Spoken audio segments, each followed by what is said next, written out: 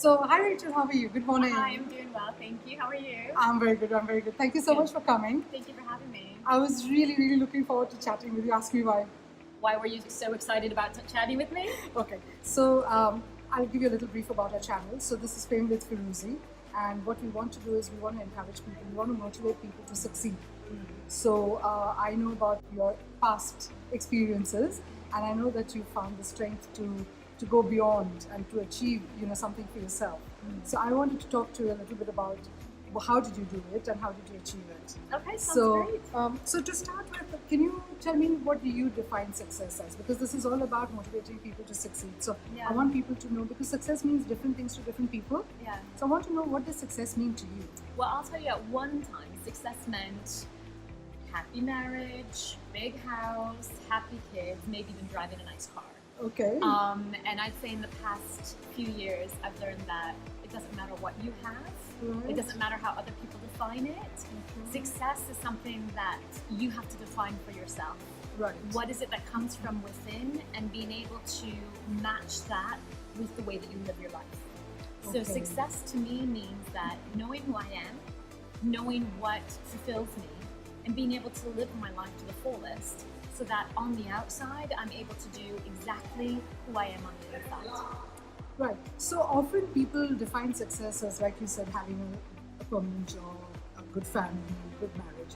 And I've noticed that, when somebody loses the job, they're so devastated. It's like the whole world falls apart. Yeah. So the objective of this channel was basically to motivate people to look at other areas, to have a plan B, and to not be so dependent. It's good to have a job and a good salary, but not be so dependent that if you end up losing it, your whole world falls apart, and then it impacts your marriage, your family, your children, everything.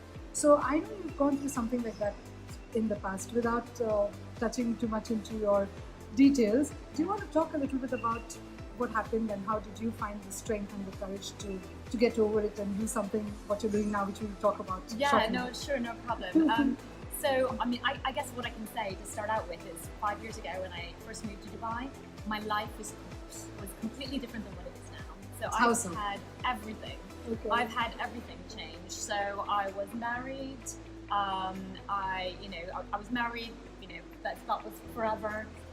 Two amazing kids. I still have two amazing kids, although they've changed. They'll always be amazing, right? They're That's always going to be children. amazing. They'll change, I'm sure, but they'll always be amazing. True. And then after about a year, I started working a job and stayed there for quite some time. And then basically now, all of that has pretty much changed. So Okay. I'm probably moving out of the house that I've been living in for the last 3 years. I'm no longer married. I no longer have a job.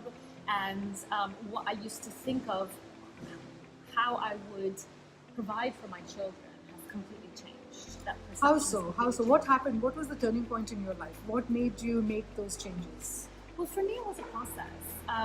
It's easy to say that, oh, maybe it was this one thing or another thing. But I realized, just even looking back at my life, that there's certain things and moments that came up time after time that just was that little bit of the inch moving me forward. Right. And it just kept moving me closer to basically the way that I look at it is it's like the cliff that you have to jump off. And you finally have to make that decision to jump off that cliff. But that's a very daring decision, isn't it? But if there's a nice pool of water below it, and you know other people have jumped off that cliff, and you just know that you'll be fine, but you just don't know how cold the water's going to be or how long it's going to take you to get down it, Right. you know you're going to be fine. That's a very But you nice still analogy. have to jump off that cliff. Wow. And that's really what it came down to. And I still feel like, in a way, I don't know if I'm still swimming in the bottom of the pool right now, or if I'm still falling in midair trying to get down. But I don't know where I am in this Okay. situation, to be honest. Like, there's still so much to happen. There's still so much to go through. But it's one of those things that you know you have to go in that direction, because going backwards, all it is like a deep dark forest. You've been there. You know you're not happy there. You know there's things that are ready to devour you, things that are ready to attack you, Right. and you don't belong there. So it's where you go, and that's the direction that I had to go in. So the thing about, I really like that analogy about jumping off the cliff. There are two kinds of people, right? So there are risk takers who'd love to do it. Yeah. I'm sure you're one of those risk takers. Not always, though. I haven't always been. And then there are these people who are overly protective about themselves, where they are very scared of the fear of the unknown, like they call it, right? Yeah. So they are the ones who may need a push sometimes, right? Yes, So yeah. how easy is it? So you said you still don't know where you are. So when you take that jump off the cliff, like you say, how easy is it, if somebody's done it before and you follow them, is it easier to jump off that cliff and, venture out into something new, something different, something exciting? Well, I'll give you my experience. Yes, please. Tell us what you're doing now. Well, I'll tell you what I'm going to do now, but first I'm going to give you another analogy because I think it's helpful to answer your question. All right. So I did, I think probably about 4 months ago, I went hiking in Oman. Okay. A wadi hike. Very nice. And basically we came up to a cliff and below it was a beautiful pool of water to God. jump into. Really? Yes, absolutely. Oh my God. And I've done this before. I did it another time in a trip to Oman. And I realized that every time I was about to jump off it, I still felt the same fear gripping at me. And I felt just how it would block everything in my body and everything would resist. Everything would be like, you don't want to do that. Why are you doing this? Just It doesn't make sense. But in my mind, I knew I had to do it. So it's like everything but one little spark in the back was telling me to stop. And I did it. And it wasn't just the first time. It was the second time and the third time and the fourth time. And it would stop me. So the fear for me is always there. Right. And it's just, and this is what I also tell my kids. It's okay to be afraid. It's okay to cry. It's okay to feel upset. Right. But it's how you process that and deal with it that makes that difference. So that spark in the back of my mind that said, you know what, you need to jump anyway.